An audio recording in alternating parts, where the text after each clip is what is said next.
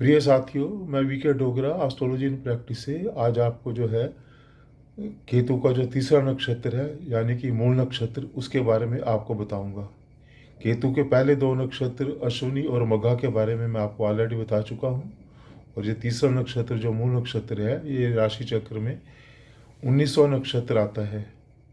19वें number का नक्षत्र है ये। और इसके अधिदेवता जो हैं वो अधिदेवी हैं इसकी वृत्ति देवी। वृत्ति देवी एक काले रंग की काली देवी हैं और काले वस्त्र धारण करती हैं। और जो शमशान में डाकिनी शाकिनी होती है उन्हीं का ही प्रतिरूप इनको माना जाता है। और तांत्रिक क्रियाओं आदि में ऐसी चीज़ों में इसका बहुत अधिक महत्व होता है इस देवी का। और वैसे ये केतु ग्रह के अंतर्गत आता है ये नक्षत्र जो मूल नक्षत्र है। और इसका जो स्थिति है नक्षत्र चक्र में 240 डिग्री से लेके 253 डिग्री 20 मिनट तक ये स्थित है ये नक्षत्र। यानी कि धनु राशि में 0 डिग्री से लेके 13 डिग्री 20 मिनट तक ये नक्षत्र आता है। यानी जिसके भी चंद्रमा धनु राशि में होगा और 0 डिग्री से 13 डिग्री 20 मिनट के बीच का चंद्रमा होगा धनु राशि में तो मूल नक्षत्र का जातक होगा।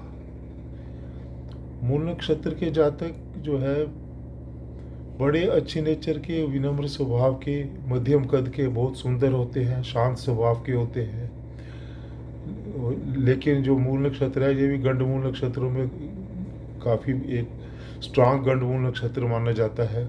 तो इसलिए यह है दूसरों के लिए ज़्यादा शुभ नहीं होता। खास तौर से इसके जो पहले 3 चरण हैं ये शुभ नहीं है, चौथा चरण शुभ है।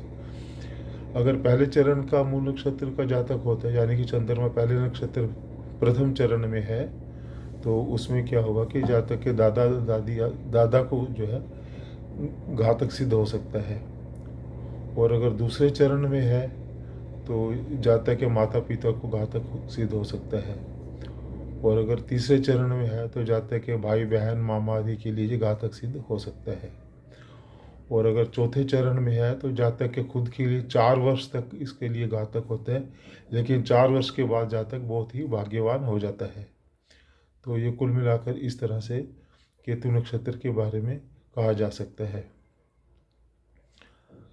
केतु नक्षत्र के जातक एक बहुत ही शांति प्रिय, अनुशासन प्रिय, हार्ड वर्क करने वाले जातक होते हैं। और लेकिन इनकी जो है ये बहुत खर्चीले स्वभाव के तथा अपने वायदे के पक्के नहीं होते हैं। एक थोड़े खुले स्वभाव के होने के कारण वायदे के पक्के नहीं होते हैं। दूसरों की सहायता के लिए जो हमेशा कूद पड़ते हैं, हमेशा तत्पर रहते हैं, समाज के लिए बड़े सहायक होते हैं ये। और इनको इसी गुण के कारण सामाजिक प्रतिष्ठा भी काफ़ी बार मिल जाती है। धार्मिक नेचर के होते हैं मूलतः है। लेकिन इनको जो मेन प्रॉब्लम है ये व्यसनी हो जाते हैं ज़्यादातर। कोई ना कोई व्यसन, सब तरह के व्यसन पाल लेते हैं और उससे जो है इनका जो स्वास्थ्य है वो खराब हो जाता है। अगर ये व्यसन वगैरह से बचे रहे तो इनका स्वास्थ्य उत्तम कोटि का रहेगा, कोई भी इनको दिक्कत नहीं आएगी और काफ़ी अच्छी उम्र अच्छे स्वास्थ्य के साथ ये भोगेंगे। लेकिन जनरली ये व्यसनी हो जाते हैं और खर्चे इनके बहुत होते हैं तो इसके साथ इनकी जो अपना दैनिक जीवन लड़खड़ा जाता है। इनको परिवार से भी कोई विशेष सहायता नहीं मिलती, परिवार वालों से भी इनको कुछ खास सहायता नहीं है।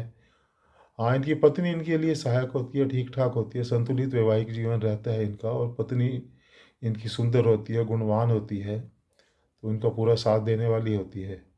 इनके बच्चे भी बड़े अच्छे निकलते हैं, होनहार और कुशल निकलते हैं। लेकिन इनका जो बड़ा बच्चा है, सबसे बड़ा बच्चा, उसको अपनी योग्यता के अनुसार उतनी उन्नति नहीं मिल पाती जितना वो डिज़र्व करता है। दूसरा बच्चा काफ़ी आगे निकलता है इनका। तो जहाँ तक इनके स्वास्थ्य का संबंध है, इनको अगर ये व्यसन वगैरह करने के कारण इनको जो है दमा, अक्षय रोग, गठिया, वात रोग, इस तरह की चीज़ें इनको जो है होने की संभावना बढ़ जाती है। कोलेस्ट्रॉल वगैरह बढ़ जाता है, हृदय संबंधी भी इनको प्रॉब्लम आ सकती है कोलेस्ट्रॉल बढ़ने के कारण। अगर ये इनसे थोड़ा बचे रहे व्यसनों से तो इनका बहुत ही उत्तम किस्म का इनका स्वास्थ्य रहता है। और पढ़ाई लिखाई का जहाँ तक संबंध है, ये पढ़ाई लिखाई में वैसे तो बहुत होशियार, बहुत इंटेलिजेंट होते हैं, लेकिन पढ़ाई में बहुत ज़्यादा दिलचस्पी नहीं लेते। एक मध्यम लेवल की ही जो है, मिडिल लेवल की ही जो है एजुकेशन लेके ये अपने व्यापार वगैरह में कूद पड़ते हैं। पुरुष जातक जो अपने व्यापार वगैरह में चले जाएंगे, और अगर स्त्री जातक है तो वो शादी के लिए चले जाएगी, वैवाहिक जीवन में चली जाएगी, बहुत ज़्यादा पढ़ाई नहीं करते।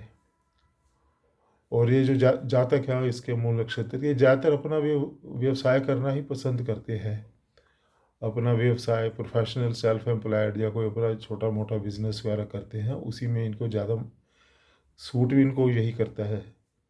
और जो महिला जातक है वो जो जल्दी शादी कर लेती है पढ़ाई करके, उनको मिडिल एज में दोबारा से फिर पढ़ाई का शौक उत्पन्न होता है, और कई बार ऐसी महिलाएं दोबारा आगे भी पढ़ती हैं, कोई इंस्टीट्यूशन वगैरह, यूनिवर्सिटी वगैरह ज्वाइन करके आगे की भी पढ़ाई वो करती हैं। महिला जातक जो है ये भी बहुत अच्छी रहती हैं। अगर ये अपना कोई व्यवसाय कर लें तो ये एक बहुत बड़े लेवल की उद्यमी बन सकती हैं, स्टार्टअप वगैरह तक भी ये लगा सकती हैं। अगर ये अपने क्षेत्र में कोई अपना व्यवसाय चुनती है तो बहुत दक्ष होती हैं। और अगर ये अपना व्यवसाय नहीं करती तो ये चिकित्सा आदि के क्षेत्र में, किसी लिटरेचर में, लैंग्वेज में, इन चीज़ों में इनको ज़्यादा रुचि रहती है।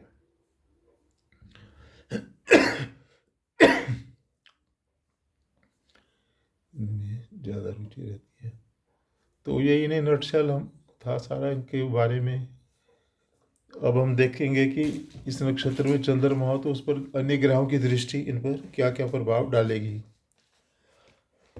अगर चंद्रमा मूल नक्षत्र में हो और उस पर सूर्य की दृष्टि हो चंद्रमा पर, तो व्यक्ति जो है राजा के तुल्य धन और ऐश्वर्य से युक्त होता है तथा सुख चैन से जिंदगी बिताने वाला होता है। अगर मंगल की दृष्टि चंद्रमा पे आ जाए तो जातक पुलिस या रक्षा सेवा आदि विभाग में या गोपनीय पदों पर कार्य करता है।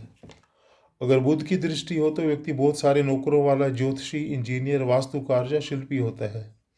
अगर बृहस्पति देखे तो व्यक्ति व्यवसाय कुशल, अपने व्यवसाय में बहुत अच्छा होता है, उच्च कोटि का व्यापारी बनता है, उद्योग वगैरह बड़े करता है, मिल आदि लगाता है तथा आकर्षक व्यक्तित्व का धनी होता है।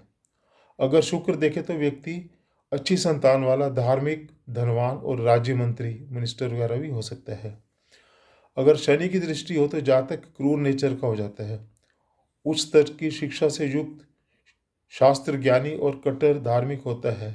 ऐसा व्यक्ति तांत्रिक आदि क्रियाओं में भी रुचि ले सकता है। अब देखते हैं चंद्रमा के चरण वाइज क्या फल होते हैं। अगर प्रथम चरण में चंद्रमा हो तो व्यक्ति हीन आचरण या वैश्यगामी और घटिया स्तर का व्यवसाय करना पसंद करता है। यानी प्रथम चरण का जो नक्षत्र का जातक है ये बिल्कुल भी अच्छा नहीं है। द्वितीय चरण में चंद्रमा हो तो जातक बेईमान होता है, गबन करके दूसरों का धन हड़पने वाला, ग्रस्त जीवन से दुखी तथा परिवार के अंदर भी चोरी बेईमानी करने वाला होता है। उसकी पत्नी या बच्चे उसको हार्दिक रूप से त्याग देते हैं और उसे छोड़कर चले जाते हैं। तो ये दूसरा चरण भी अच्छा नहीं माना जाएगा। तृतीय चरण में चंद्रमा हो तो व्यक्ति जो है वकील, कानून का जानकार, कोर्ट कचहरी के मामलों में सिद्धस्त तथा मदिरा पान करने वाला होता है। तो ये नक्षत्र काफ़ी हद तक ठीक ठाक है, बस थोड़ा व्यसनी जरूर होता है व्यक्ति, लेकिन अदरवाइज सब कुछ उसका अच्छा ही होता है, अच्छी सिचुएशन में होता है। अगर चौथे चरण में चंद्रमा हो तो व्यक्ति 4 वर्ष की आयु तक घोर कष्ट पाने वाला होता है, और अगर बच जाए तो बाद में बहुत ही भाग्यशाली होता है, जिस फील्ड में भी जाएगा बहुत भाग्यशाली और उच्च लेवल तक जाएगा। तो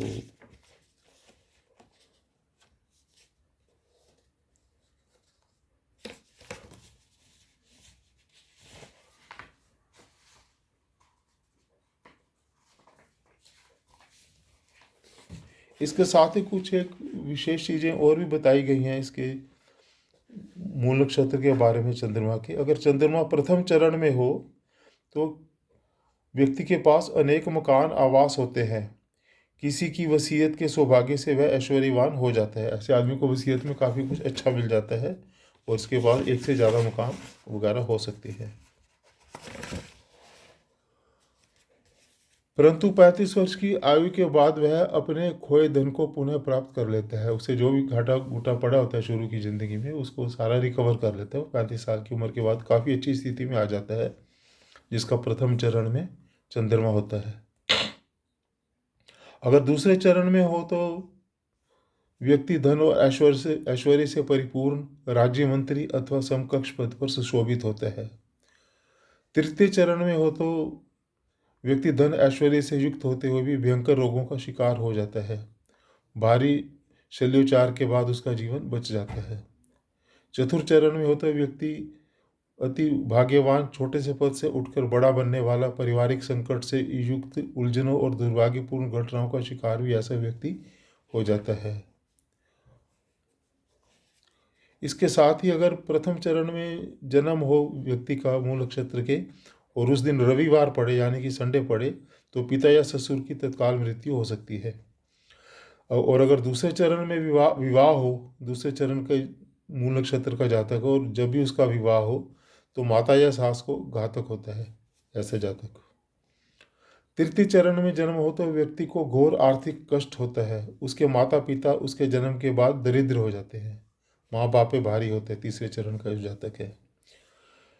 चौथे चरण का जन्म अत्यंत शुभ और ऐश्वर्य भोग देने वाला कहलाता है। शास्त्रों के अनुसार अशुक्त मूल के व्यक्तियों को त्याग दिया जाता है। महाकवि तुलसीदास, संत कबीर इसके उदाहरण हैं। यानी कि शास्त्रों में कहते हैं जो पहले 3 चरणों में इसका मूल नक्षत्र का जातक होता है उनको ज़्यादातर पहले टाइम में त्याग दिया जाता था उनको, ताकि उनके माता पिता जो अन्य रिश्तेदार उसके ग्रहों के नुकसान से बच सकें। जैसे कि महाकवि तुलसीदास, संत कबीर आदि इसके उदाहरण हैं। तो ये हुआ इसके मूल नक्षत्र के बारे में विस्तृत जानकारी। और मूल नक्षत्र जो है, क्योंकि इसके अधिदेवता केतु हैं, ग्रह केतु हैं, इसके अधिदेवता तो वृत्ति वो है, इसकी देवी हैं, और धनु राशि में पड़ता है, तो उसी के अनुसार ही इसके उपाय वगैरह हमको देखने पड़ेंगे।